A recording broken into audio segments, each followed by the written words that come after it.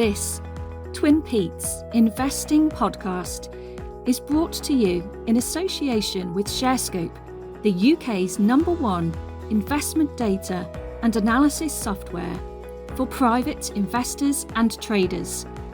Visit sharescope.co.uk and discover the advantage. Hello and welcome to the Twin Peaks Investing Podcast. It's 7 p.m. on the 28th of May, and you are listening to podcast number 154. My name is Peter Higgins. You can find me at Conkers3 on Twitter, and I'm here with my brilliant co-host, Henry Viola here. You can find him at HTViola on Twitter X, and also on Blue Sky app, and myself on Blue Sky app as well. And you can find us on LinkedIn if you're on LinkedIn. So here we are, Henry. 2 weeks on after the pod with Sam Bell, where we spoke about all things to do with investing, trading, and also the Investor Summit. The feedback we've had so far. What do you want to say about that, Henry? All the stuff happened regarding that pod? It has been absolutely fantastic. I really enjoyed having Sam on the show. Great to have him. And all the way from South Africa as well. I think that's probably our longest distance guest we've ever had. I think it was. I think it probably is, Henry. And it did mess with my audio though. So apologies for those that picked up on the poor audio and sometimes you couldn't even hear me. So the recording was a bit impacted by that. But the quality of what Sam had to share was excellent, wasn't it? Oh, fantastic. Great to have him on. And I think great as well to hear about this Investor Summit event in August. It's been a huge revelation to be able to get that out on social media. I've had loads of people contacting me about it. We've got a great lineup coming. Obviously we are there. I don't want to put that in too bold lights, but we are there. So no, it's fantastic. Thoroughly looking forward to it. Can I just say, when Henry says we are there, we're there as Twin Peaks Investing Podcast. We're in the broom cupboard at the back. If anyone wants to come and see us personally. There's a room for about 5 individuals to come and see us. Yeah, the main draws are the stellar individuals from the bigger companies. Is that about right, Henry? Is that right? Yeah, that sounds about right. I might be doing autographs and T-shirts by August, but I think a Twin Peaks T-shirt with our faces on it would be fantastic. Yes, I think more so pictures with squirrels on. With your name on one of the squirrels and me on one would probably sell a bit better than our faces. Yeah. Yeah? Fantastic stuff. Fantastic. Yeah. So we had Sam Bell, the other co-founder of the Investor Summit, on the pod. We had some fantastic feedback regarding the pod. Start with at Dave73S, and congratulations to Dave if he's listening. He will be listening. He's absolutely ecstatic because his beloved Charlton Athletic have been promoted and have gone up to, I think it's League One, isn't it? So the next stage is to try and get into the Premier League. So congratulations to Dave and Charlton. So Dave, feedback was great podcast again, guys. Good to hear a guest that, like me, trades as well as invests. So many different ways to play the stock market. So thank you for that, Dave. We had the Reluctant Investor, great interview with Sam and discussion on commodities. Extra bonus as no squirrels were harmed in the making of this pod. Thumbs up and clap. Clap in there. Matthew Gregory, our former guest. Thank you, Matthew, for your feedback as well. Another excellent pod.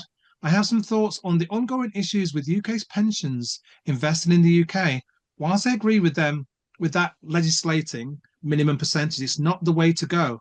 It is worth looking at the mid-tier countries like Australia and Canada, what they have done. I believe that they have 8 to 10% invested locally.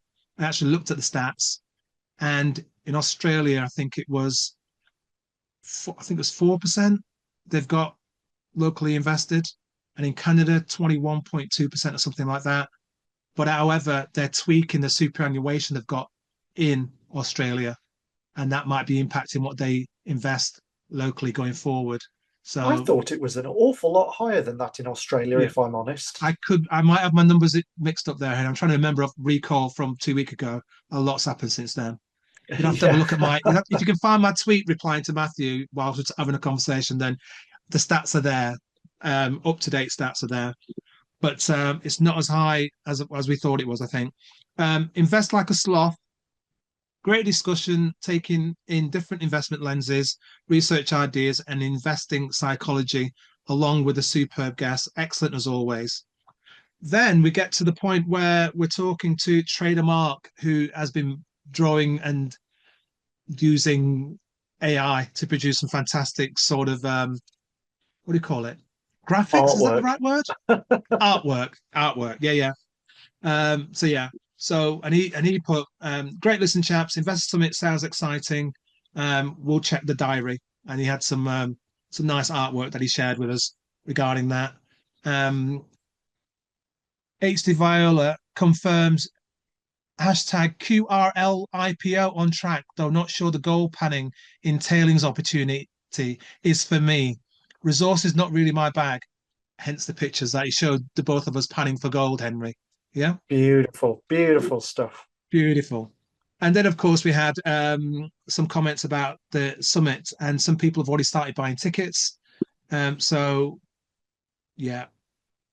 At Sunsonetti1, took day off, got my tickets, smiley face, see you soon. And then Roger Green, our brilliant, consistent fan there, Roger Green and supporter. Great to see Sam on the show, joining the podcast and sharing news of the great new event in London this August. Just bought my early bird ticket and I'm looking forward to it. Hashtag Investor Summit. So anybody that's interested in getting their early bird tickets, all they have to do is visit www.investorsummit.co.uk and grab your tickets early, because they're going to be going like hotcakes going forward. Can I just mention the people we've got so far, Henry? I think it'd be right to just run over this sense again. Yeah. And you guys have to listen right to the end, because there's an opportunity to win a pair of tickets. I'm going to tell you about it later on. So as I mentioned, I think I've covered most of these, but we've got some additional individuals here. We've got Justin Urquhart Stewart. I think I mentioned him before. We've got AJ Bell on board regarding the event. Charles Hall at the moment has given us a question mark now. He's a prolific individual Charles from Hall Peel is Hunt. a legend. Yeah, exactly. So it depends on his holiday plans. I think his boss is sorting out holiday. So if his holidays are sorted out, we'll fly him in does it specially. clash? Yeah, we might have to just put him on the screen. He will be there. If not, we won't have him, unfortunately. Simon French from Panmure Liberum, another legend of the game. Another legend, yeah. Yeah. Stephen New, Blue Whale Capital. And Blue Whale Capital are the platinum sponsor of the event thus far. John Stepper will be there from Bloomberg. The Association of Investment Companies, AIC, Annabelle Brodie-Smith will be there. Polar Capital, we've got Alistair Unwin at the moment, being the main person from Polar Cap. We've got another one of their team potentially coming as well. Will Fenner from London Stock Exchange. Say again? Fantastic team at Polar Capital. So if you've not seen them present before at an event, I highly recommend making sure you see them. Really, really great speakers. Absolutely. We've got Will Fenner from the London Stock Exchange. We've got ShareScope potentially going to be with us as well, as we do our live Twin Peaks presentation. We don't have LG Hall, unfortunately. I think I mentioned that last time. We do have Moira O'Neill, FT Money columnist. And we've got Robert Crayford. There was a bit today about CQS Natural Resources, Henry, about them having a standstill moment with Saba. So they're going to do this and do that to appease them, and they're going to stay off their back for at least a year. But Robert's going to be available to answer all sort of queries and have conversations with various people on there when he presents the show. We've got Lord Lee, the first ISA millionaire, which is good. He's been at quite a few different events. Lovely. I think that was the first interview I ever heard you do, your Lord Lee interview, and I went back and listened to it twice. It was that interesting. Yeah, a long time ago. It's a long time ago. Not one of my best interviews. I think I was so nervous. It's not often you get invited to the House of Lords and you sit sitting there. You go, my heart was just coming out of my chest, going, "What am I doing here?" Doing it all on my little own and a little camcorder. And every time he banged the table, he was like Jurassic Park. You see the water near him just shaking like that. Oh my days! Yeah, good times, good times. Lisa Ashford, MBE, CEO of FX. We've got ShareSock there. I believe we've got Emma Bird being involved in one of the panel sessions as well. We've potentially got CISI there as well, because we're going to be doing CIPD points for the individuals. And we've got loads more of investment trusts and listed companies to announce at later stage, but I'm not giving it all away just yet. But go and visit the website, have a look at what's going on, keep getting updated with it, and buy your tickets early before the price of it has to go up. Because at the moment, the early bird tickets, every single ticket we sell, we're already losing money on it. So get your tickets if and when you can, folks. Visit www.investorsummit.co.uk.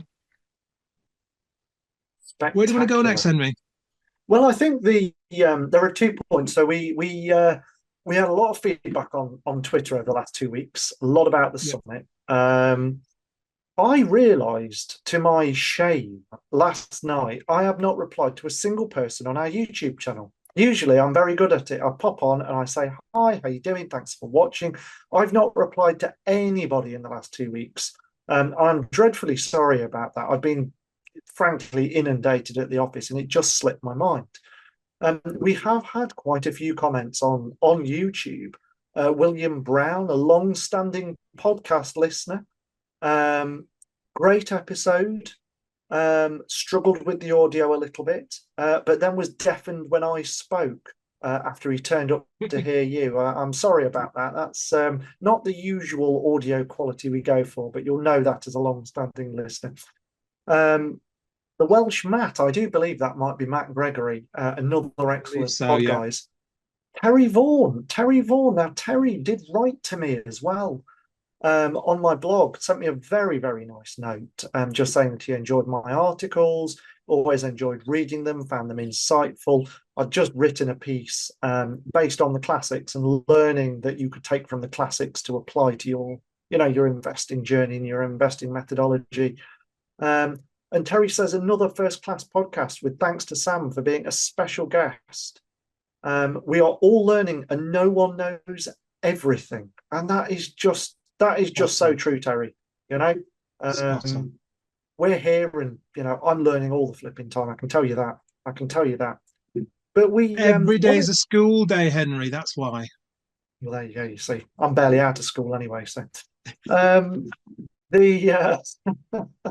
one of the comments we did get, and I noticed this flying in today when I was in between meetings, somebody asked about the takeover offer for Globaldata. Yep. The ticker is DATA. Now, this one drove me absolutely crackers because you mentioned it on the podcast, I'm going to say in the last 18 months. And I thought, what an interesting business. I'll go away and look at it. And I went away and looked at it and came to the conclusion, what an interesting business. And then I did nothing. And now it's had 2 takeover offers. One bidder, I think it was KKR, has walked away recently. But another one, ICG, is actually still engaged and still doing their due diligence on a potential offer. Yep. Now, this chap on Twitter, I'm sorry, I've forgotten the handle, but they asked what our thoughts were. And to me, the fact that we've had 2 takeover offers is a very bullish signal. It validates the strategic value of Globaldata's business. And I remember from the last time we talked about this, Peter, you said that Globaldata is actually the second time that the CEO has done this. He's already built one of these sorts of businesses, sold it for a massive premium, and he's back again doing it again. So he knows what he's doing. And clearly others in the market have seen the value in that. You've got lots of features I like, the recurring revenue base. It's a subscription-based business, which tends to have fairly sticky customers. And it's in that sweet spot of data. The new oil rush is data, as they've been saying for 10 years. They're still saying it now. I don't know if it still counts as new after 10 years, but you get the idea. Now, the fact that let me just interrupt you just 1 second there, Henry. The person that asked the question was at MGS Cheney. Yeah. Okay. And I put a tweet out this morning saying Globaldata extends ICG bid deadline to June 11th for them to make a firm takeover offer. Meanwhile, KKR walks away, no intention to make an offer for Data Global. for data, Globaldata PLC. And he came back and said, I'm an holder of data, would love to hear your take on this scenario. Two bidders walks away. Two bidders, then one walks away, one stays. How do you read this? So I just said, look, we're on the pod tonight. We will discuss it. So here we are. I mean, for me, you've got to think about this as a shareholder. You are ultimately a shareholder. I'd like to think you're of the investing sort of persuasion rather than the trading sort of persuasion. But regardless, to me, if I owned this right now, I'd be holding. You're in a position where two significant strategic players have seen some value in this. Even if ICG walk away from the deal, they've seen value at a higher share price than what it was. It remains a cash generative business. It's a high margin business, and it's in a structurally growing niche. This is a quality company here. The current market cap, and I think it's somewhere around 1.5 billion, already prices in some of the optimism that this deal might go through. And fine, okay, if ICG walk away, you're probably going to see some of that fall back. But long term, the fundamentals of this business likely support a recovery. And I would suggest that this is, if you liked it originally, it's still a very, very good company. And I'd be watching management. I'd want to see what their actions are saying, what press releases are they putting out, what updates can you see about what they're doing inside the company. If they sound constructive about ICG and the terms, that's a good sign.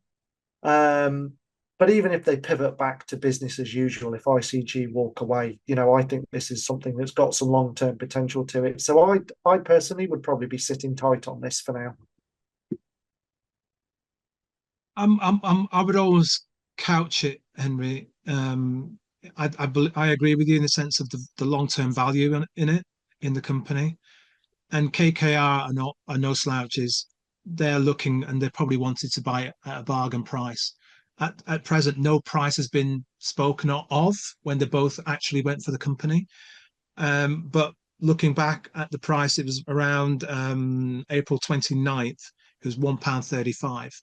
And then when there was rumours of these two bids and these two companies and KKR involved and ICG being involved, you're then going into the high reaches of 180 odd towards 190. So you're looking at already 45% move on that share price from 29th of April. We've spoken before about takeover premiums ranging from, being stolen, sub 20% premium, to 30, 35, 40, 50, 60% premium. You've already got 40% premium-ish from 135 to 180 odd to 190. I'm of a view now, if you were buying it nearer the 140s and it's now at 185-ish, and the two bids were there, one's walked away, I would take a little bit off the table. If I just bought it for that takeover, if I just wanted that premium on what I bought it at, what's the value of in the short term of data? Probably £2, right? So at 186, 185, you're looking at them coming back and saying, yes, we've been talking to you, we've been having discussions with you, we've told you what we want to buy, you've not disclosed that to your shareholders. Going back to April the 29th, we're now offering you what would be a 50% premium at £2.02, and it's currently at 184. If they walk away and don't offer that £2 or £2.02, 50% premium, that share price is going to go between 135 and 185. In the middle there, you've got 30 pence. What's that? £1.50. So you're gauging 15 pence bonus up there, or potentially losing 30, 35. Yeah, I mean that is a reasonable point. On a short-term basis. Yeah. On a long-term basis, you bought it, you didn't plan to have it taken over, you're waiting for it to go to 180. It's actually 185 now. If you're looking for it to hold it for the next 3 or 4 or 5 years, then sit tight. Yeah.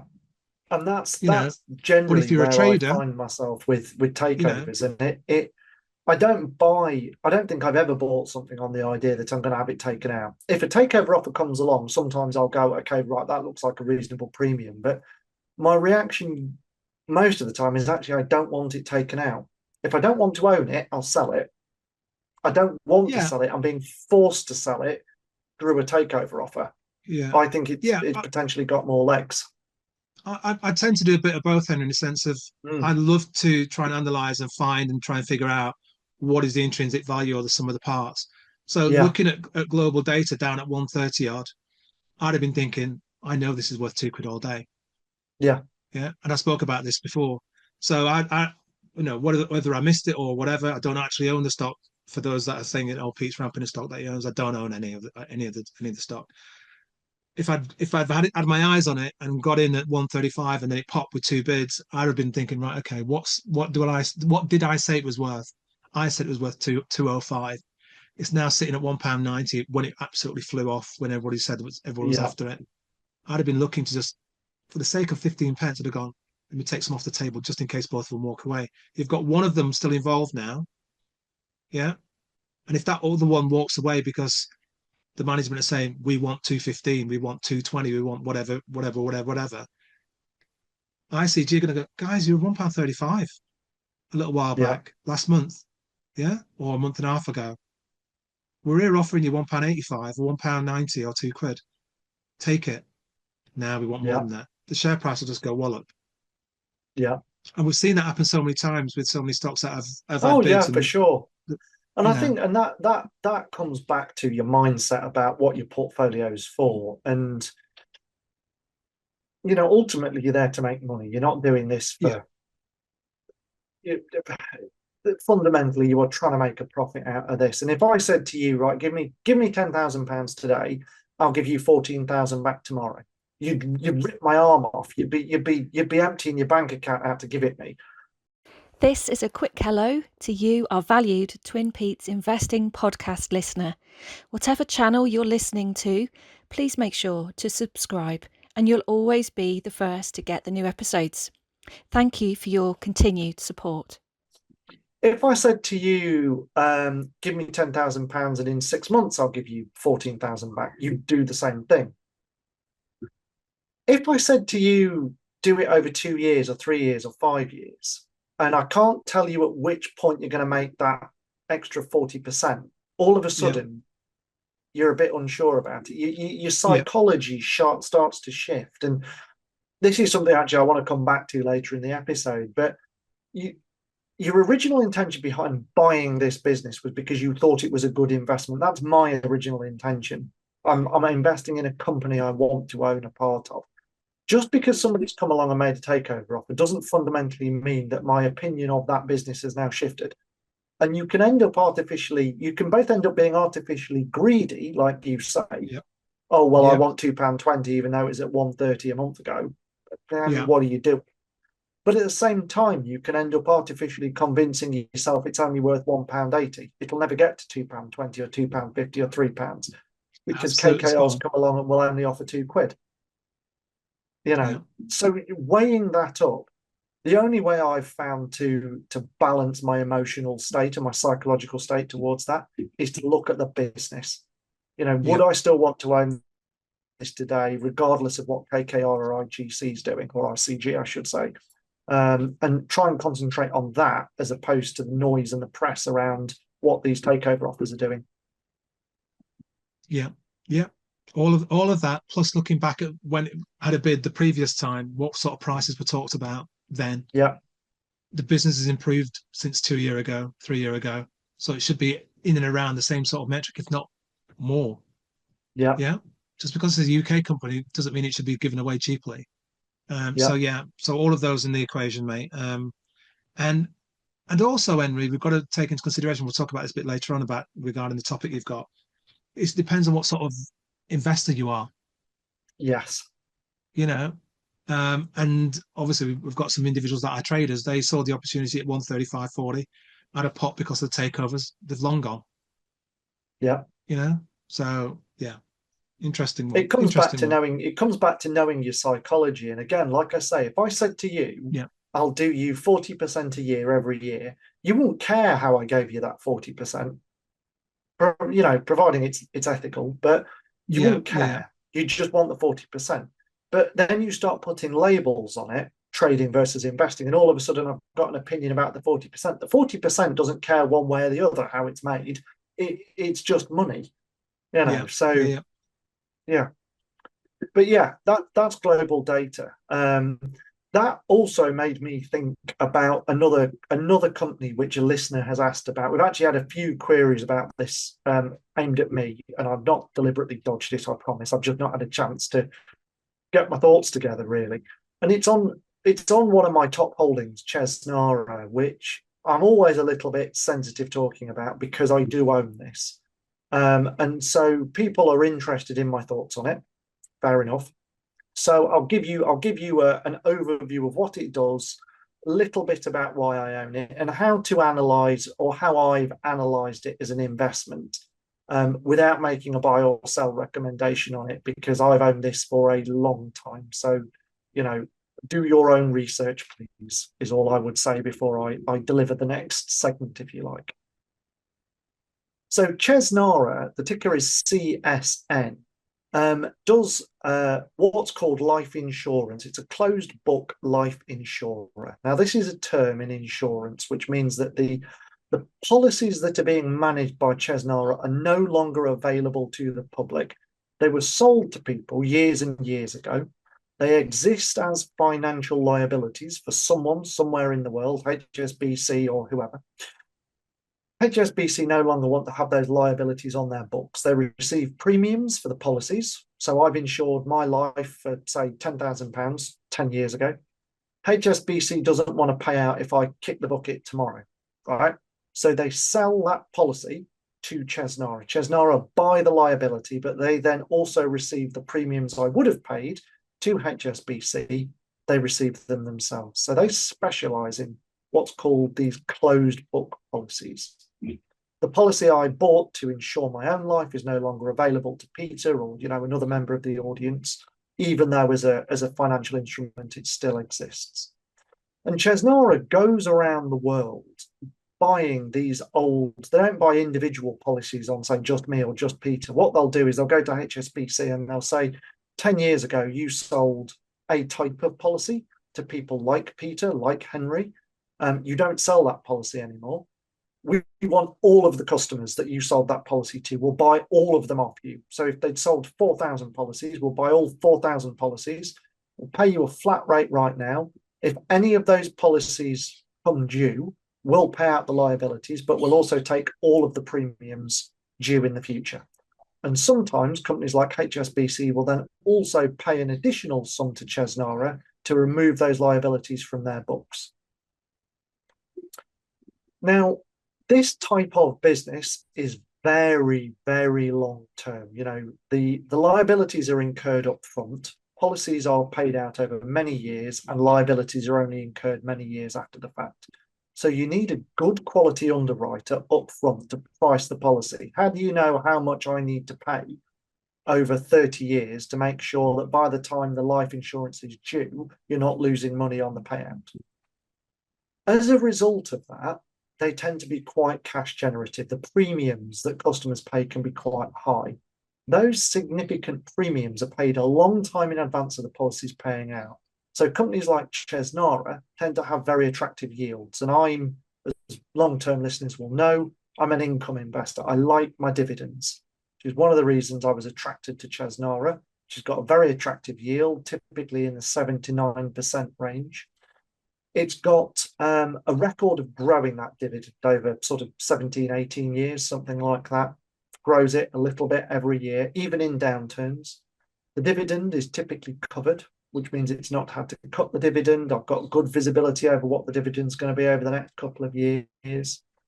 The management, very, very conservative. They're not running around buying 100,000 new policies every week. They do very selective, very careful acquisitions. And this is important to me because, again, they buy the wrong policies at the wrong price. They could blow the company up. And I won't know about it for years to come. So I like the fact that generally I've got this feeling of Chesnara as being quite conservative, quite a cautious, careful business. The business also gives me some diversification. So life insurance is totally different to an awful lot of other sectors. Like I say, very long-term, very stable, very cautious, very traditional. It doesn't tend to have enormous valuation swings. So it's a good diversifier for me. On the flip side of all of that, it's also quite complex. And I've talked about this with insurance companies before with little segments we've done. You know, investing in something like Chesnara, you could listen to me talking about this and go, well, I'm an income investor. I like cautious businesses. I like dividends that increase every year. I'll go buy some. You will have no idea what Chesnara is buying, what price it's buying it at, or how it's managing it if you don't understand insurance policies and pricing. And I've spent hours listening to talks from the management of Chesnara about how they price their assets, how they buy their books, how they manage those books over many years, to try to get a feel for what they're doing with life insurance and not just looking at the dividend and going, I like that. So ultimately, my thoughts on Chesnara, you know, I could go on and on and on about it, but it's not some high-tech glamorous growth story, right? This isn't going to be the next Google or Amazon or Palantir or whatever.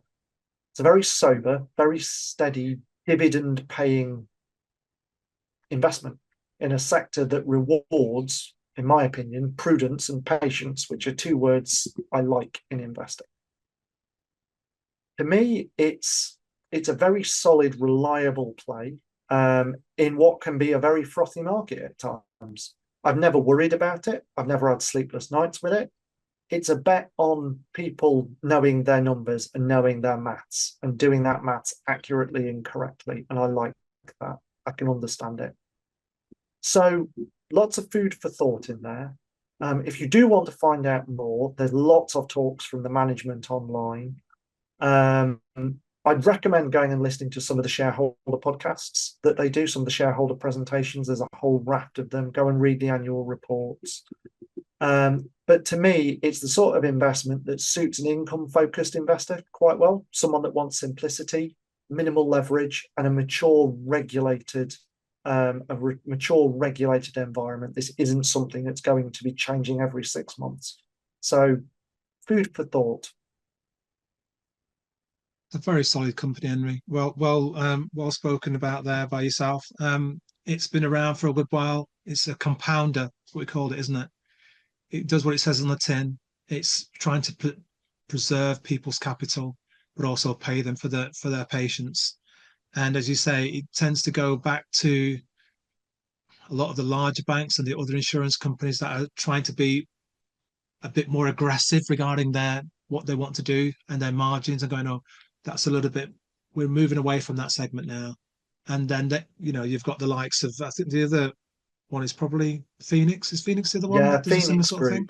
Yeah, they're much bigger. Phoenix and that, yeah, so that's probably their rival sort of company. So you probably want to compare the two and look at their long-term CAGRs on them in a sense of what's been the compounding rate of the past 5 to 10 years. I'm not sure what the diversification would be regarding the two of them and total returns. But going back just to the 19th, Henry, and it said here, Chesnara explores buying HSBC's UK life insurance business. So again, if that's up on offer, they're going to be one of those companies going, they're now moving out of that segment, or they're trying to cash in on what they had regarding that particular side of or arm of the business. Chesnara, potentially Phoenix and others will then go over there and say, look, let's negotiate on the best price.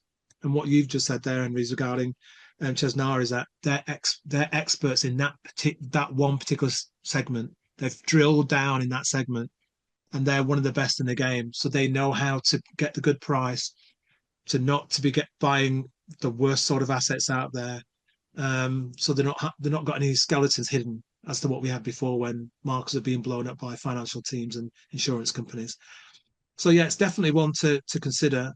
Chunky dividend, and there's one thing that most people have always said is that if a dividend is too high, it's often the risk that it's going to be cut.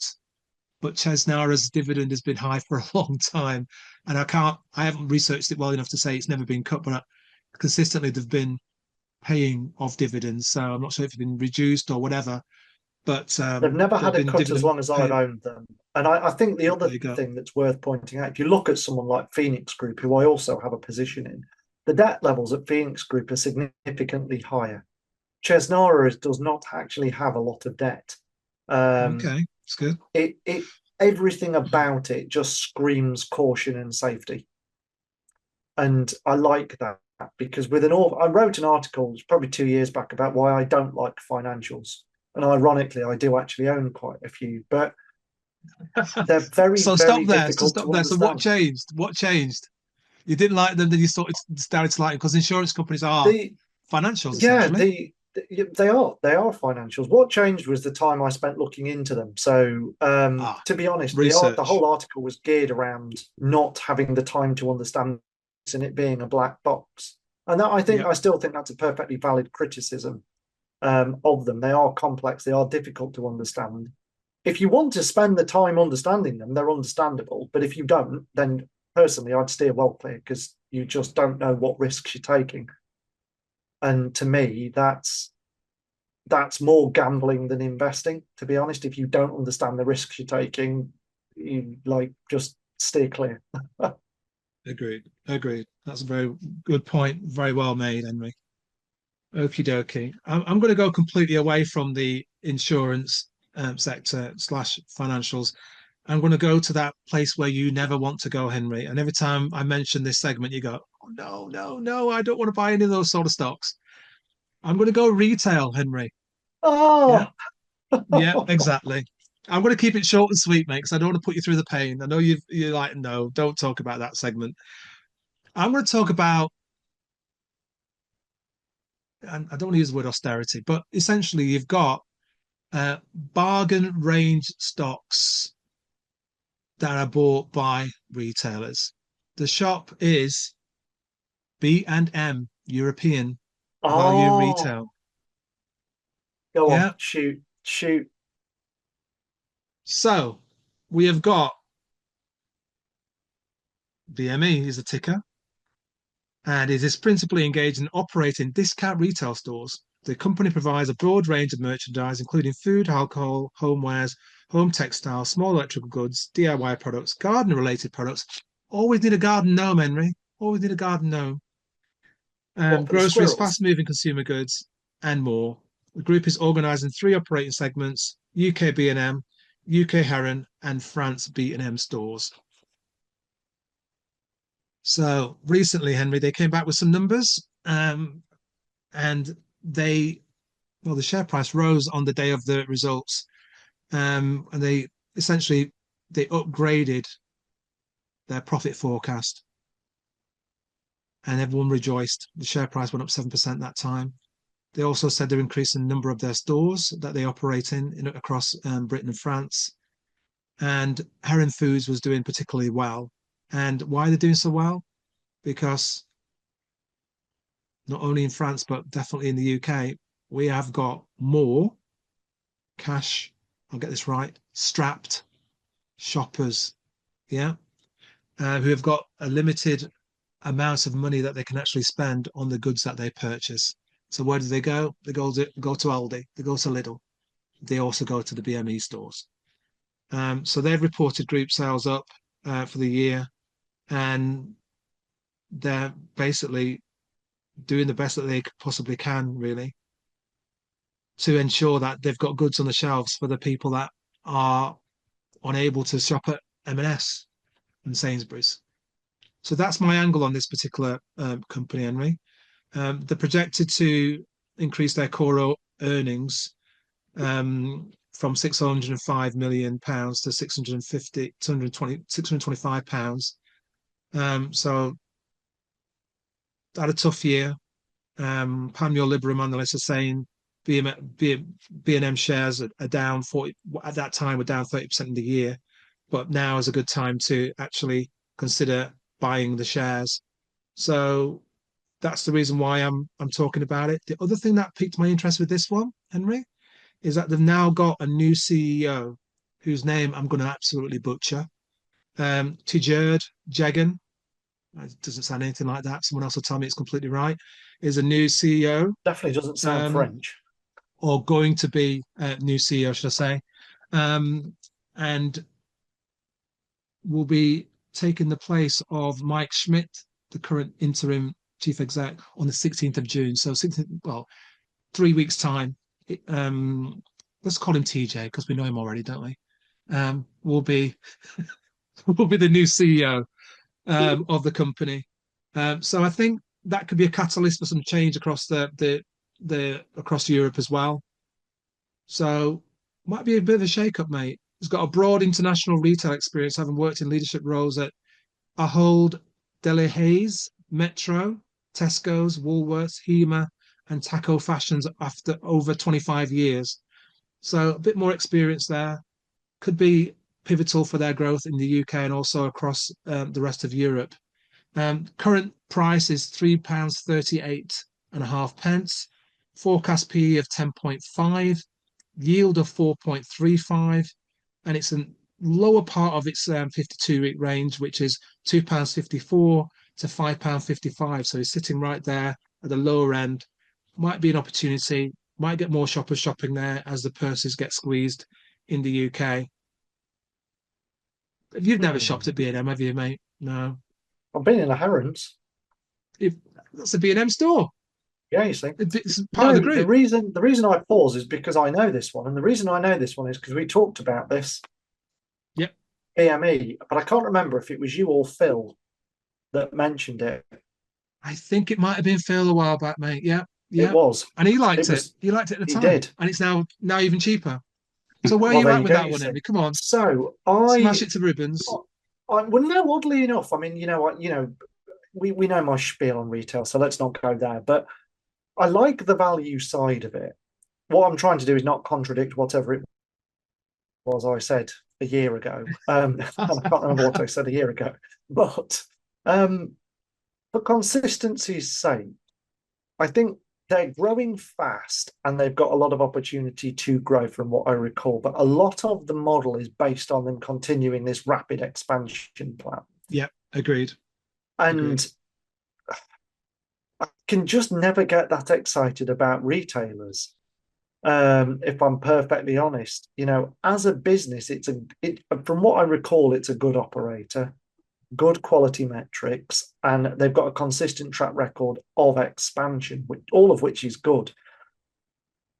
But consumers are fickle. I'm sure I saw the other day that Poundland has just been sold for £1. It's gone into liquidation, and and this is in the value segment. If they can't make it work, and it's this sort of thing, you think it's an unbeatable story, it's an unbeatable brand, it can't possibly go wrong, it never has gone wrong, the expansion will continue forever. But when they go wrong, they really go wrong. And all of a sudden, you've got this 18-month rollout of stores across the whole of France that's booked in, and we've bought the sites, and we've got the staff, and we've borrowed the money. And hang on a minute, but no one's going into the stores we've already got, and we're still rolling them out. And by the time the business realizes and tries to slow down, it's too late. You've already expanded by another 500 stores because you were going so fast. And then you end up getting sold for £1 to, Squirrelink or whatever it is we're launching. Yeah, it's a sorry tale regarding Poundland, mate. I'm hoping it's not going to be the case for I mean, I'm not saying that's where I think it's going. I just, I just hesitate to get too excited about retail names. I'm not that excited about it. I just think it's an opportunity here at this current price, and if things go the way that I think we could be facing in the second half of the year, when things start to kick on regarding the tariffs and all the other stuff that's going on, the taxes that's going on, it could be a difficult 18 months going forward for us after things start getting a bit warped, and therefore the purse strings will be, we'll have to tighten. The bit that gets me. So I've just called up the price graph on ShareScope. Yeah. So 2021, it hits a high of £6 a share, promptly falls all the way down to £3 a share. What happened in 2022 to cause that? I'm not entirely sure. Then it goes all the way back up to £6 a share, and now it's gone all the way back down to £2.50 a share. And then all of a sudden, there's this bump, a huge bump, where it's shot up to £3.50. So it increases 50% in the space of 6 months. On what news? Essentially, you've had some profit. You've had some profit warnings. It's been a strategy which they've been trying to apply, and on some occasions, the speed of what they said was going to happen didn't happen. So the share prices then come down, profit warning, share price gets high. It's like, oh, that's not going to work anymore.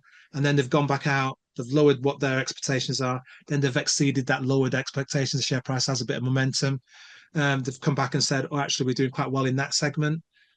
We bought some stores from X, Y, and Z who is now shut down. It gets a bit more momentum, and so on and so forth.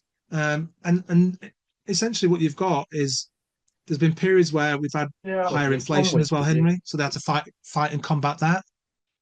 So the share price has been very, very fluid, mate. Have you frozen on screen, Henry? Yeah, they're not paying any fees in Wimbledon. Still with you. Yeah. So that's why the share price is where it is. So if you look at that chart, you said in between 3 and 6 is where it's been, and lower more recently. Then if they continue with a bit of positive news and some momentum, maybe we can get it back up to £4 and 4.5. I seem to be buying it now. Then I would have been at £6. Yeah, and I would agree with that. And I remember having this conversation with a friend of mine back when this originally popped up on the podcast, and they loved it, and they were like, I want some, and I just couldn't bring myself. I mean, for one, I don't buy things that we've talked about, but secondly, I said, well, it's on a downward slope. This thing's going from £6 to £5. You say it looks cheap. Now it's at £5.50. Now it's down at £4.50. Now it's back up at £5. Now it's down at £3.50. This is going down. How much lower is it going to go? And how much more money are you going to lose tipping into this, trying to average in? And what are you going to do if it goes down to £2.50, which it eventually did? Would you sell it, having started buying at £5, worrying that it was going down to £1.50? Takes us nicely onto our topic, mate. Because I don't want that stress in my head. And actually, that does bring us on to our topic. Which, when Peter and I started these pods, we never used to have themes. We now developed this theme of the week sort of thing. And Peter called me up last night and he said, Henry, it's that time of the week where I have to remind you that you're on the podcast tomorrow. And I went, oh, crikey. My calendar's on the floor, upside down, face down. I didn't realise it had been 2 weeks because, that's how time works. So we need some sort of topic, don't we? So we're flailing around trying to find a topic to talk about. And Peter said, well, actually, there's one element of selling which we never talk about. We talk about buying things all the time, but what about the selling of them? Well, Peter, you absolute genius. Forget the fact that, my abandoned barnyard of a brain has got no ideas in it right now. That is the best idea we've got, so we're going with it. So the theme, if you like, of this week's episode is all about how to know when to sell shares, having some sort of a framework for selling them. And, I've talked to a lot of members of the audience over the years about why selling actually, for me, is the hardest bit of investing. And it's the hardest bit of investing for a lot of you guys out there as well.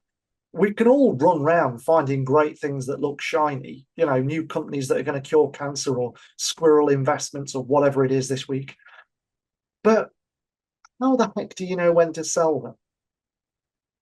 And, I was talking about this with a friend at lunch, and he said, oh, Henry, it's easy, right? You buy it when it's low and you sell it and you make money on it. Oh, I said, you know what? If it was as simple as that, we'd all be millionaires, wouldn't we? Buy it when it's low and sell it when you've made money on it. But thanks for that. But we all know that actually, how do you know? When you've literally made £1 of profit, but how much do you know you could make? So if you come back to this £10,000 investment, the fictional investment you were going to give me earlier in the episode, Peter, you're 10 grand and I'm going to give you 14 back. How much would you kick yourself if the guy next to you gave me 10 grand and the day after I gave him 18? Whether you are an experienced or new investor, you know how valuable it is to conduct portfolio enhancing analysis and to have easy access to data that will give you the edge. As a Twin Peaks investing podcast listener, you can access an exceptional offer, the UK's #1 investment data and analysis software for private investors and traders. This special Twin Peaks offer is available to new subscribers only, and you can subscribe using the promo code TWINPETES. The incredible and exclusive offer means that monthly subscribers will get their second month free, and annual subscribers will get their 13th month free. Sign up and subscribe today using the Twin Peaks promo code, and you can save up to £69. Visit sharescope.co.uk for further details and subscribe to the investing and trading analysis and data you need. You'd go mental. If I just waited another day, I could have had another £4,000. What was I thinking? So you come back and you give me another 10 grand and you go, right, this time I'm going to wait. And I come back to you the next day and I go, well, actually, Peter, this time, you know, the squirrel investment, it went a bit wrong. The squirrels, actually, they've all died. And you've lost your money. So I'll give you £5 back. Now, you think you've made what seems like a rational decision there. You know, you've looked at the first investment and you realised that you sold too soon. You pulled the trigger too fast. You've made the investment a second time and you've waited and you've lost money on it. And it's that uncertainty that causes us to pause. And I wanted to kind of talk around this with you on the episode a little bit, because how do you sell when you sell? Because I find it incredibly difficult. I have a multitude of different scenarios that I run, Henry. We spoke earlier about the M&A side of it and the sum of parts side of it as well. So when I've identified a stock using intrinsic value, I've earmarked what I think it should be worth.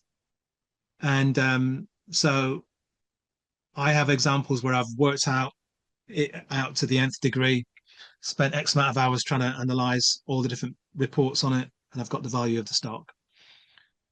So I'm waiting for the bargain basement price. It's usually because it's hit a 52-week low or a multi-year low or something like that. And I'm waiting for a catalyst to see what the catalyst is and will be for that stock to start being re-rated. So I've got my price up here regarding what I want for that particular stock. I purchase a stock, and then I'll just sit and wait. I don't have to share the information with anybody. I'll just sit and wait. Don't need to disclose it. Don't need to ramp it to anybody. Don't need to talk about it on the pod. I can just sit and wait 6 months or a year. However, Henry, as you will know regarding some of the stocks that we've held and investment companies we've held, it doesn't matter how much research you do, you will never know the real value of something and how well the management are executing. Yeah. So I have this sort of strategy whereby I have to give the stock a minimum of 6 months, irrespective of what sort of news has come. Yeah. Unless it's an absolute profit warning from hell. Yeah. I am going to give it a minimum of 6 months. And I'll just say, right, okay, the markets are doing what they're doing right now. This is going on right now. This has been a catalyst. It should start moving on from now. Yeah. However, if that catalyst was a false catalyst, Henry, and what I bought it for that 10 grand, and it's now at £1 a share, and I bought it, 10 grand was walloped on it, the share price goes to 75 pence. I'm looking and thinking, right, okay, as that strategy or that what the company said they were going to do, is that failed now? As the management completely lost the goals that they said they're going to achieve, are now being moved back more than 6 months, a year, 2 years for them to hit that point that they said, we're going to hit that in December 2025, Peter. Well, not to me, to all shareholders. And then they get to October and they say, oh, this has happened, tariffs have happened, that's happened. We're now going to push that back 6 months. I'm thinking, you know what, at 75 pence now, I'm not going to sell. I'm going to give them another 6 months and see if they hit that target. The share price goes to 65 pence. I'm thinking, do I add some more here now, or do I get out because I've got over 30% loss on that particular company? And they haven't shown any signs yet of any momentum. So there's a question mark about it. Yeah, I don't mind keeping the stock and selling it, keeping the stock or selling it. I'm quite flexible. It depends on the company, it depends on the management, it depends on Also, Henry, am I getting paid a dividend whilst I'm waiting? Yeah, that could be just 3%. It could be 5%. I'm thinking about whether or not I'm going to get a dividend whilst I'm waiting, because that compensates just a little bit. Because actually, incrementally, I can be getting a few more stocks from that dividend that's coming in. But if the profit warning is such that it's fundamentally changed what the company can achieve for more than 9 months to a year, I'll move on and I will sell the stock. Because for me, the profit warnings could come in twos, they invariably come in threes, and the management have got it wrong, so wrong that the share price has gone down 25% on that massive profit warning. It's going to take some significant change of heart for that share price to get back to where it originated from and above that in the next 6 months to a year. Yeah.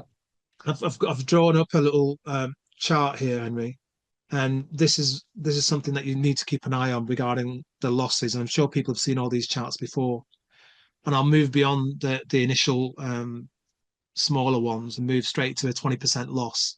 So if you're selling, and this is the reason why people find it so difficult to sell. You bought the share price, it's fallen by 20%. To get just back to break even, the share price has to go up 25% for you to get back to break even. Yeah. You double that, you get to 40%. You bought it at £1, it's now at 60 pence. But the share price to get back to £1, it has to go up 67%. You see why it gets so difficult? People are hanging on. They're down Yeah, you see, 40%, but they're hanging I've got on. to stop you. I've got to stop you here because I know where you're going with this one, and we've discussed this one before. And originally, when I first started investing, I agreed with the math is the math. Maths works. Right? That's how maths works. The bigger the loss gets, the harder it is to get back to where you started. Yep. But that's concentrating on the price. That is concentrating on the price. And just but what you're thinking about is you can't go back up 60% to get that. It can go, and stocks have done that. They've absolutely just gone. You look at Apple's of the world, Amazon's of the world. And this is my point, because Henry, we in the UK, right? The US tech stocks and the behemoths that I'm just giving examples of, they've gyrated and they've moved around significantly. Drawdowns massive, and they've gone doubled, trebled, gone on from that. There was a point where Apple was on the precipice of just going out of business. Yeah, there was times when Jeff Bezos and Amazon were going, not sure what we're going to do tomorrow, but just keep faith. We'll be fine. And people went, not so sure about that. I'm off. I'm going to go. And now, where are they now? I'm not saying we don't have companies like that in the UK that can rebound from a massive loss. I'm saying we tend to be less sticky as investors. Me included. Certain times when I see certain profit warnings, I'm going, yeah. But this is my point. So it's about being realistic about what you're doing. So I want to just rewind just a little bit to what you were saying about the profit warnings, because to me that's the critical bit. What you're really saying here is it's not about you've given them 6 months, the price has gone down. It's gone down 40%, it can't go back up. That's not really what you're saying. No, what you're actually what saying is yeah. You've owned them 6 months, they've had a profit warning, the share's gone down 40% because the underlying business now isn't operating the same way. We said we were going to do 10 million in revenue. Actually, we're going to do 4 million. We said we were going to be profitable this year. Actually, that's probably looking like 18 months out, and we've never been profitable before. We said we were going to achieve a positive return on capital. Actually, we've still not been able to do that, and we've never done it before. And the shares have gone down. Now, that story, in that scenario, I can totally go, this going up another 60% from here. Come on, it's more likely to go 60% down further from here based on that narrative. But what if the underlying story is different? What if the share price has gone down 40% and they say, but we hit our revenue target and we hit our profit target and we've hit our return on capital employed target and the shares have still gone down 40%? Then what do you do? you'd have to consider all the different optics on it, Henry, as to Oh, why you dodger. as to why it had gone down. There's a reason why the share price has gone down. Maybe it's just a general market, Henry. Go back to lockdown days, go. all those stocks, Yeah. 30, 40, 50% down, bosh, bosh, bosh. We don't have to go back that far. We can go back to We can go back to 6 weeks the ago. 4th and 9th of April of this year. Yeah. Right? I've put out 2 examples this week or just yesterday regarding Jupiter Asset Management and Premier Miton. One's up 50% since April lows. One's up 40% since April lows. Both paying chunky dividends. And I just held them. I was like, I'm not taking any notice of that. Yep. Yeah. And I just kept them because nothing had changed regarding the company. What had changed was the tariff noise and people just going, oh, I'm selling the market. I've gone 40, 50% cash. I'm getting out of the market. Literally yesterday, we were literally about 100 points away from all-times high on the FTSE. No one talked about it yesterday. No. Yeah. We're back there at 8,800 and no one mentioned it. That's exactly my point. So if the fundamentals have not changed, if a company comes out and says there's an accounting error or we've just sacked our CEO, I'm like, whoa, very different. Whoa. Very, very different. There's very different stuff going on there. Yeah. So sometimes you just. Sorry, go on. I was going to say you've got different scenarios for what causes the price drops, and this comes down to the psychology of it, because when you see the price drop, I think what most people see is and this sounds stupid, you see the price drop. Jesus, I put $10,000 in this yesterday. I've now got 6,000. My wife's going to kill me. The squirrels are going to eat me alive. I've got to stop the bleeding, right? I'll sell it. Likewise, when you see a profit, you go, oh, look, I've got £4,000 in profit. I'd better get that off the table now, because if half of it disappears, my wife's going to kill me. You know, what am I doing putting £4,000 profit at risk? Yeah. There is a sense, though, Henry, at times, when you and I are feeling euphoric about that holding we bought that's done ever so well over the past 1 year, 2 years, that's 3 when year, you 4 get years. smacked in the eye. That's when you should be considering to take, not necessarily selling all of it, but taking some of it off the table. You don't have to sell all of it. Yeah. And it's when we're going, oh, my portfolio is sitting at an all-time high. Days on the beach are coming even closer. That's the time to take some off the table. Yeah. You know, for traders, they're selling into the momentum, Henry. Yeah. They're not trying to sell when the market's going like that. Exactly. Yeah? They're trying to sell as the market's going snaking upwards sometimes. And it's that, you know, what you and I are talking about as well is a fairly dispassionate conversation about a theoretical investment. You've also got that very real thing called your ego. You've got one, I've got one, everybody's got one, right? We're all a genius when we're managing our own portfolio.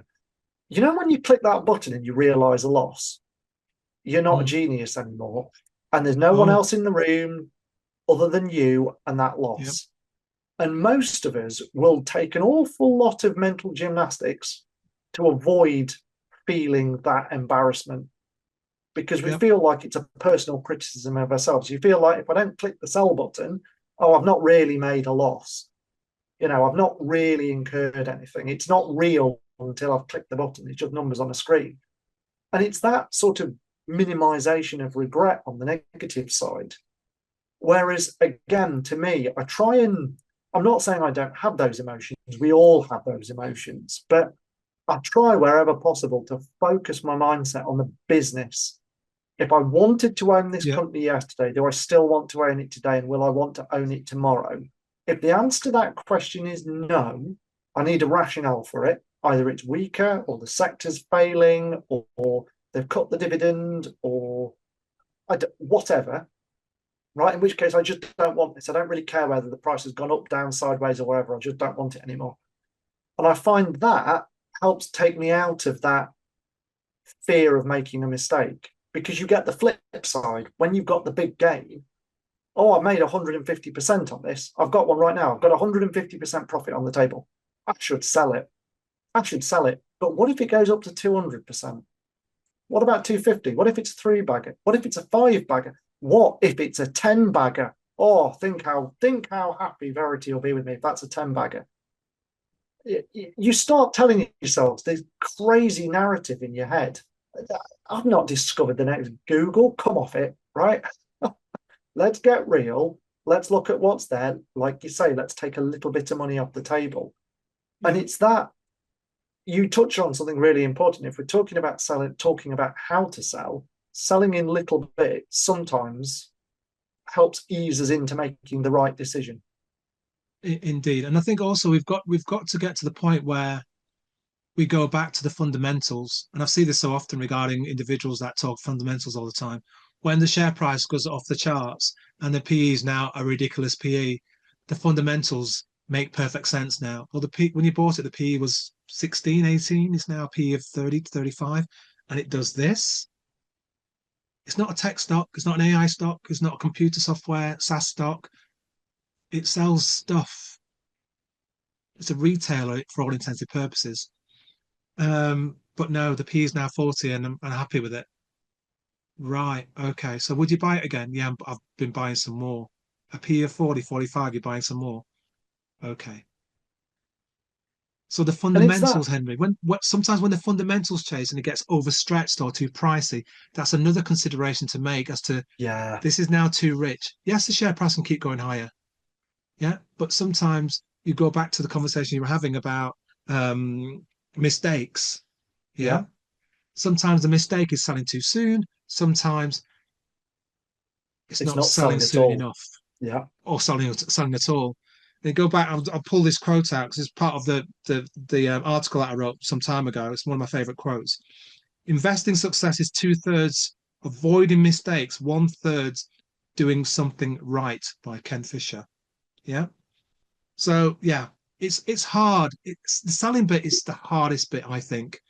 And the psychology of taking the loss, you feel and it's everyone's all the research says you're impacted twice as much by the same percentage loss, as you would from getting the gain. Yeah. So that's why it's so hard to do, But sometimes it's the best thing to do. The company's CEO has changed. He or she's been sacked. There's accounting fraud. There's a profit warning. There's all these different things going on regarding that company. You and I were sat there looking at DGI9, which, by the way, I've held my nose at and just had a little squeeze of it just last week. You haven't? Yeah? I've just sold one. I have. Yeah. You and There's something I read about. Swear. Something I read, Henry. Something I read, and I went, "You're out your tree, mate. You are out of your tree. You've just bought some DGI9." Yeah. I pinched my nose across the pile of POS, and I went, "Okay, let's have a little nibble of that." You are out of your tree.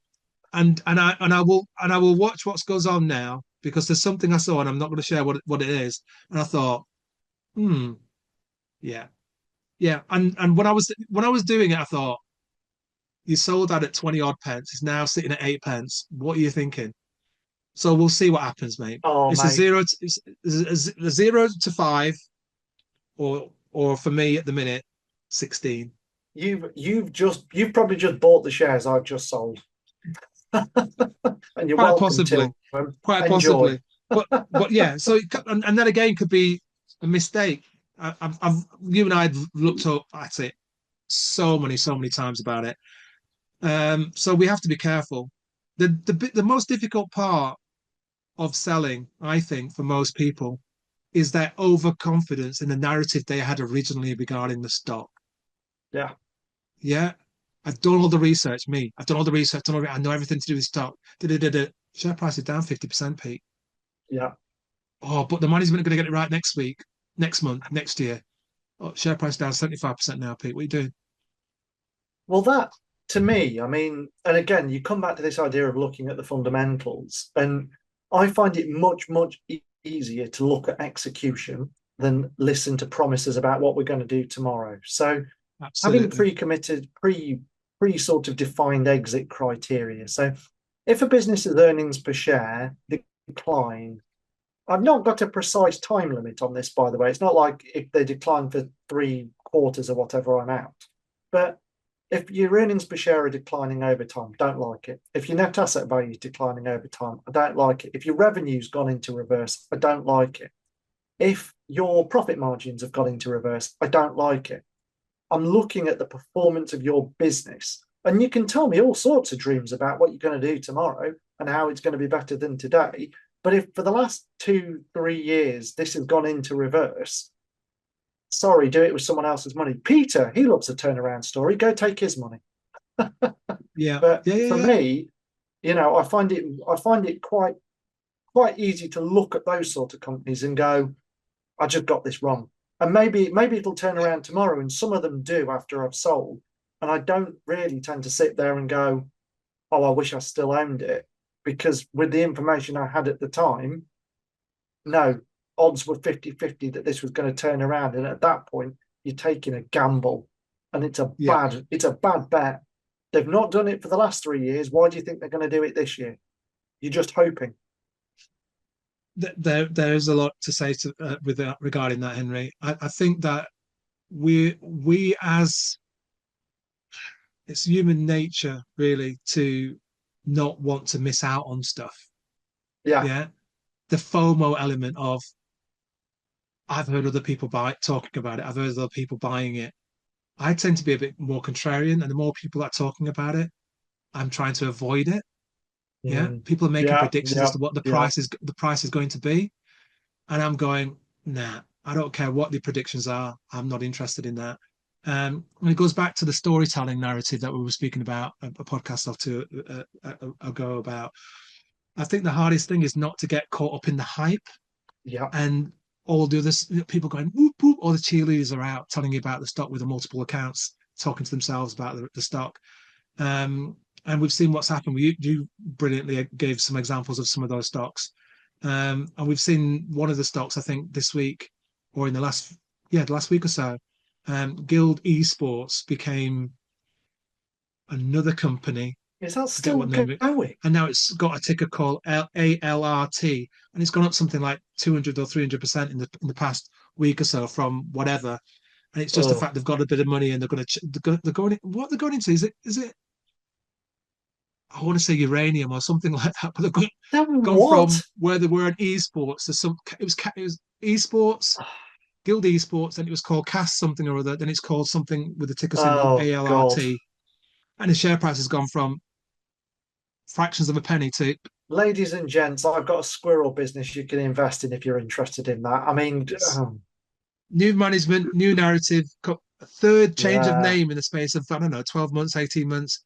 And the share price, which is, sub whatever market cap, and the share price is sub fraction of half a penny, is now starting to climb and go whappy. And I'm like, whatever. So I'm going to share this with you, mate. This is Daniel Kahneman, brilliant writer. You've got to check out all his books. And he sums up this FOMO pretty beautifully. And when he states, wherever there is a prediction, there is ignorance, and probably more of it than we think. Yeah.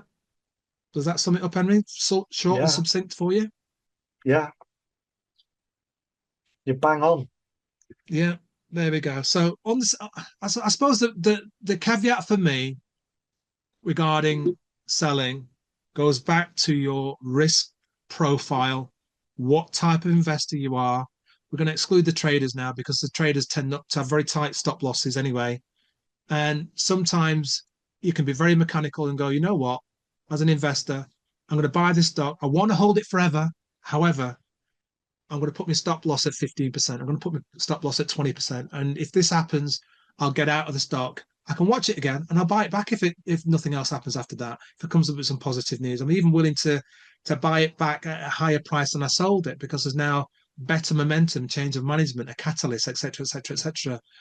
Yeah. We psychologically, I think most investors hate buying anything that they sold for £1 and buying it back at £1.20 or £2. Yeah. But what was then has changed. And sometimes you have to pay the piper because you missed the opportunity or you weren't willing to keep it when you held it and it went to £1. So there's all these different things to consider, Henry.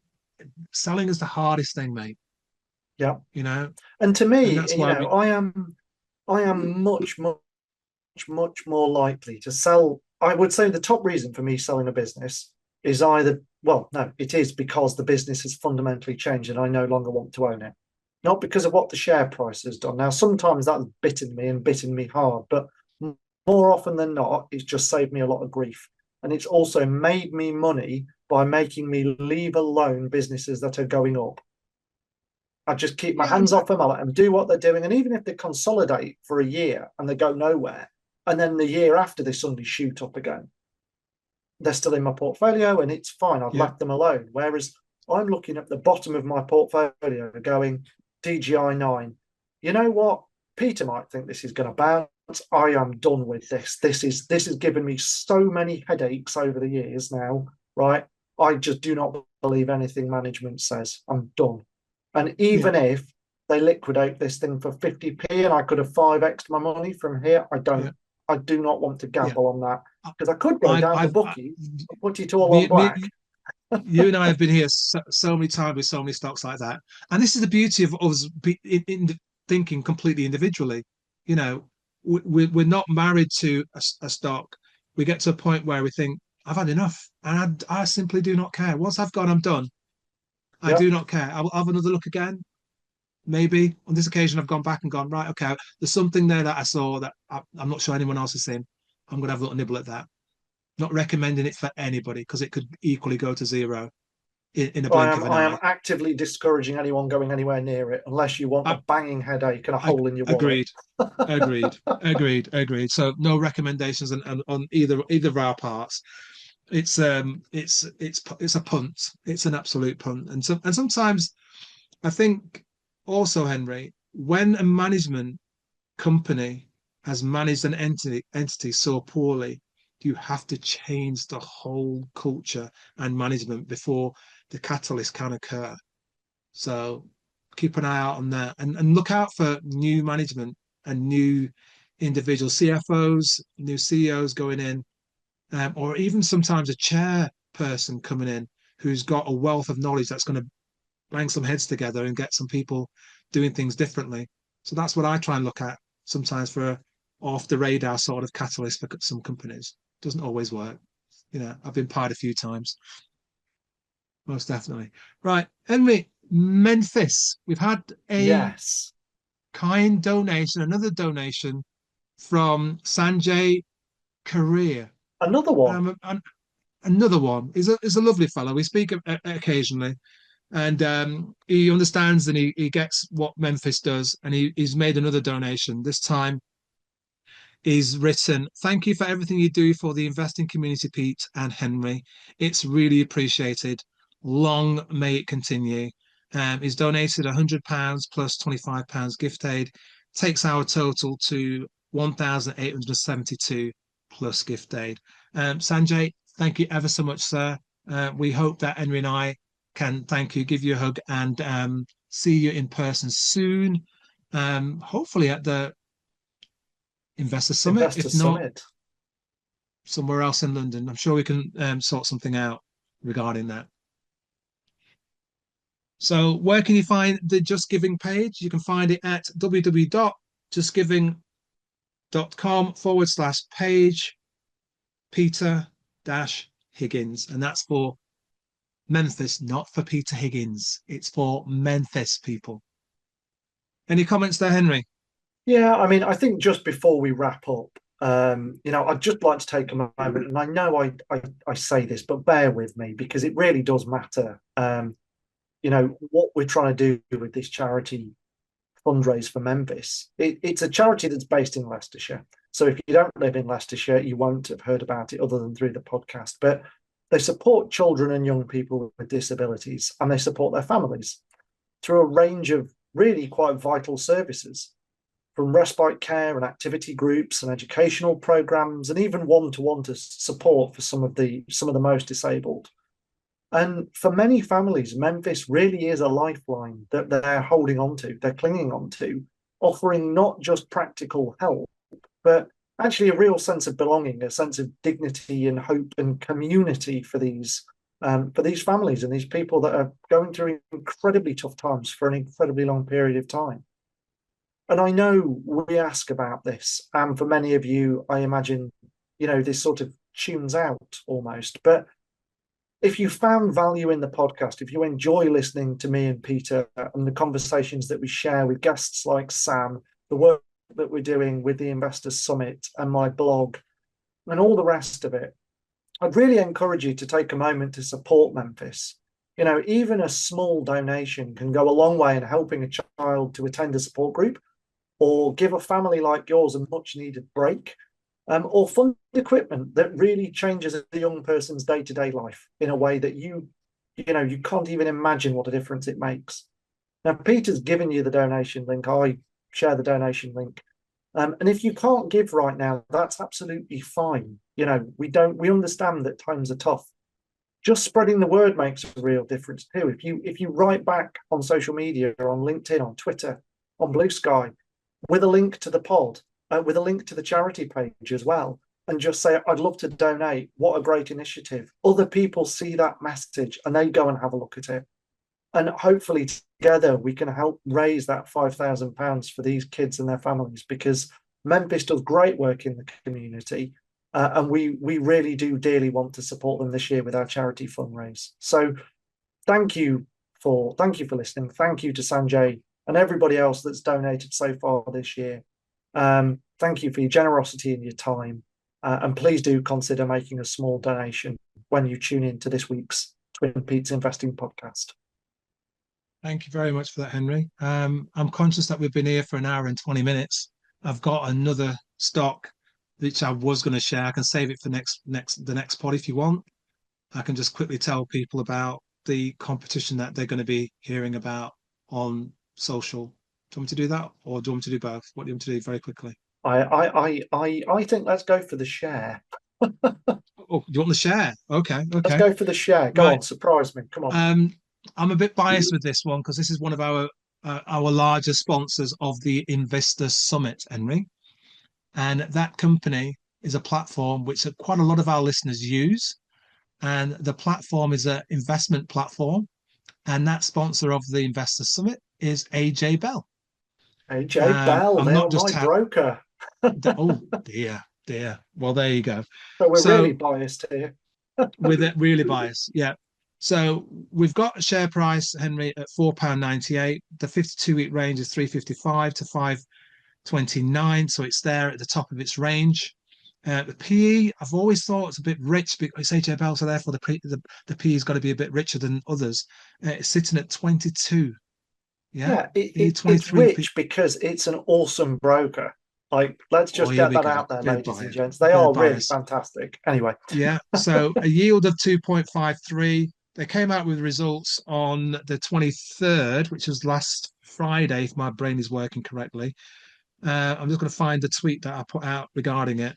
And they came out and report interim revenues up 17% to 153.2 million. Profit before tax was up 12% to 68.8 million.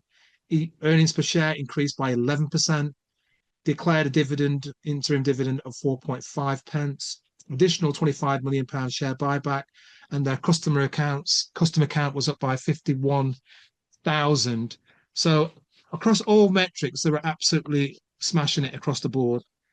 And for me, it's one of those sort of FTSE 250 stocks that always delivers. In fact, I might have that wrong. In fact, it might be a FTSE 100 company. I'm trying to remember the market cap of it. Can you find the market cap for me there, Henry? Because I forgot to put that on there. Yeah, the ticker's AJB, isn't it? AJB. I think it's FTSE 100. I'm sure it is. They're a market cap of 2 billion. So the FTSE 250. FTSE 250. Yeah. So I mean, you right look at it as a business. I mean, it's a phenomenal performer. This return on capital of 57%. Yeah. Earnings per share forecast growth 17%. I mean, it's just green across the board. And this is one of these businesses. It listed in 2020 at £4 a share. It's paid out a dividend every year. It's now at £5 a share. So you got the dividends on top of that. Compounding. This is one I sort of wish I owned a bit of. And you know, Hargreaves Lansdown I sold just before the takeover offer. Annoyingly, didn't profit from that, but that's a story for another day. And I kind of wish I owned a bit of AJ Bell, if I'm honest. I don't own any. I'm not going to buy any, but you know, it's a nice company, and I enjoy being their customer. So I'm quite happy to pay to be their customer. And I don't know many people that can say that about their broker. Yeah, that's a very good point, actually. It's a very good point. So yeah, yeah, we had that period between late March, beginning of April, where the volatility in the markets were absolutely off the charts, wasn't there? Lots of trading going on, lots of selling going on, and then after the tariffs, yes, no, blah blah, flinched. It's like a daily tweet from Mr. Trump. All of that volatility, what did it do? Boosted their returns. Yeah. Yep. So yeah, so they've done really, really well. I suspect, Henry, you'll be looking at them at some point, and they'll be £6 a share, and they'll be in the FTSE 100. So we'll see what happens there. But yeah, and it pays a reasonable dividend as you're going along. So we'll see what goes on with Well, that. So that's also a very quick. they've grown into their PE. You know, you go back to Yeah, 2021, they were on a PE yeah, of 37. They're now on a PE of 21. You know, the price to earnings growth ratio was 6.7. It's now 2.3. Little bit rich, but they are growing into this multiple. Their return on capital employed has gone up and up and up year after year. This is one of these businesses that's doing very, very well. I think for me, a little bit of the bear case here. There are free brokers out there. There's Trading 212. They don't charge you anything to have an account. They don't charge you anything to place a deal. Now, the spreads are wider, the FX costs are higher, but they're also free. yeah. So how many young people are opening accounts on things like Trading 212 and using that instead of going to a traditional brokerage house like AJ Bell? So a little bit like active managers, I feel like there's some potential headwinds here over the long term. Yeah, I would say the younger element, even younger than you, Henry, sub 30, going down to the early 20s, are predominantly on the Trading 212s and free trade and all the other brand new sort of purely online, story driven sort of platforms. Are definitely getting that cohort. But as I always say with some platforms, if it's free, yeah, you are the cost. Yeah, you are the customer. yeah, you're the you customer, are but the product. you are, yeah. It's a bit like what are they getting from doing that? You mentioned the spreads. The They tend spreads to are be a bit. huge. I mean, you They and can people be. don't think about this, and this is because they don't understand the back end of how a trading platform works. But somebody's taking the other side of your spread, and you've got a market maker sat in the middle that's profiting Yep. every time there's buys and sells going on. If the Yep. spread's wide enough, they are just raking money in off you. You don't see it because you've only executed one side of the trade, but Yep. it's Yeah. it's So, it's there so essentially, that £5 you've saved on that one transaction, that £10 you've saved on that one transaction, depending on how much you bought, you've paid that in the actual in the widespread. spread. Yeah. So where you would have had a thousand shares, you've actually got 990 shares because the Yeah. spread's so wide. Exactly. Exactly. So yeah. Right. We've been here long enough. Very, very quickly, folks. Most likely be on the first instance on X, Twitter/X. There will be a tweet going out probably Friday from the Investor Summit account, which you can find at _Investor Summit on X. There'll be a tweet, and what you'll need to do is follow the account, retweet it, and reply to it. And once you've done that, you'll be entered into a competition, and it will only run for 1 week until the following Friday for a pair of 2 tickets to the Investor Summit. All the names of the individuals that have followed, retweeted, replied will be entered into a little draw, and we'll probably announce it on X by the Monday of the competition closing, if not on the Friday afternoon, a week on Friday. after this coming Friday. Yeah. Does that make any sense, Henry? All you have to does. do is just follow the account on X, retweet the tweet that goes out that says competition time, giveaway time, whatever it's going to say on it, and then involve yourself, retweet it, comment on it, and you'll be into a draw. We'll get hold of your Twitter handle, X handle, and say you've won it. You pass on the information. We fire 2 tickets to your way, and you can come to the show. That's it. Henry, you can't enter, by the way. Yeah. No, I know. I'm on the stage. If I need a ticket, we're in trouble. I can't afford a ticket. There you go. There you go. Ladies and gents, another marathon. Henry, thank you ever so much, sir. Smash that. Thank you for sharing your hints, tips, and insights on Chesnara, as I pronounce it. And what was the other one? Globaldata as well. I'm hoping Mr. SGS Cheney will appreciate the commentary that we've shared there on Globaldata. Although we're both on different parts of what we would actually do. It's the whole point, isn't it? Make your own mind up. We've given some insights. You need to make up your own mind. We will look forward to seeing you, ladies and gents, on the other side, which will be June, getting nearer and nearer to summer. Although we had some really good days in the past week and a half or 2 weeks since the last pod. A big thank you again to Sam Bell, who was on the last podcast and smashed it regarding the commentary and insights. Some of our more trading friends really appreciated that. Great numbers for the pod again, and we appreciate that as well. If you like this podcast, if you appreciate some of the commentary from Henry and some of the insights we both shared, please subscribe and follow us on all the different platforms that you listen to for us, and also on YouTube. Pass some comments on there, and follow Henry's account at HT Viola on X, and also follow his blog, The Ethical Entrepreneur, where he shares fantastic insights. Probably about twice a month you write something, Henry? Is that about an average? About twice a month, yeah. Yeah, ish. So please just follow that blog as well, and follow us on Twitter. And we look forward to hearing more of you buying tickets for the Investor Summit, and also, of course, almost more importantly, supporting the disabled children that Menphys support. We will see you in June. Enjoy your week end as it arrives when this goes live, and we'll see you in 2 weeks' time. Take care, God bless, and look after friends, family, and loved ones. Thank you, Henry. Cheers, buddy. My pleasure, Peter. Take care. Take care. Twin Peaks Investing Podcast is brought to you in association with ShareScope, the UK's #1 investment data and analysis software for private investors and traders.